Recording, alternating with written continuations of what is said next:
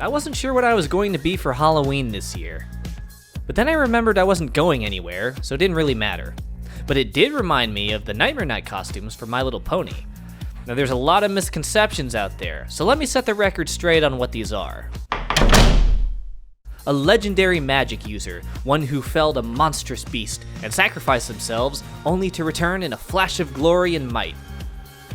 I'm of course speaking of Gandalf. Dr. Jonathan Crane, a very distinguished psychologist and nothing else. Apparently she's cosplaying as my hopes and dreams because she's nowhere to be found in this episode. Har har, I think I can hear the Scootaloo chicken jokes from way over here. 2012 called and they want their gimmick back. Seriously, we don't joke here on this channel. Only thoughtful and intellectual analysis and discussion is welcome here. That being said, Pinkie Pie is clearly a giant cop. This was a great show. I always knew Dash was a superhero enjoyer, especially early 2000s animation. I guess it's just a really big lizard or something. No, oh wait, it's totally Barney. Bronies. Twilight is seen here cosplaying as Tyrese Gibson's character from the Fast and Furious franchise.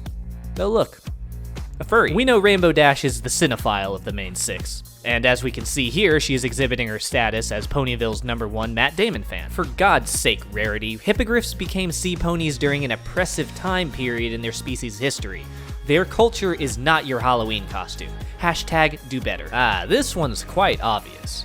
Granted, Aladdin Sane was a great album, but I prefer Ziggy Stardust. However, I did not realize Fluttershy was such a big Addams Family fan. And here we see Spike dressed as Michael Scott from that one episode of The Office.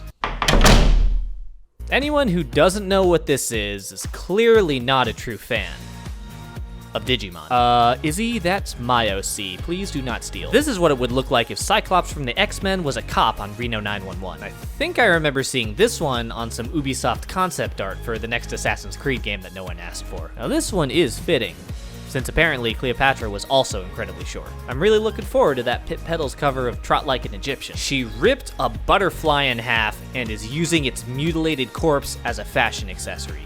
Bugs, beware, we have an insect serial killer on the loose. That means you, Chrissy. And now this is the best costume, 11 out of 10. Pack it up and go home, every pony, we have a winner.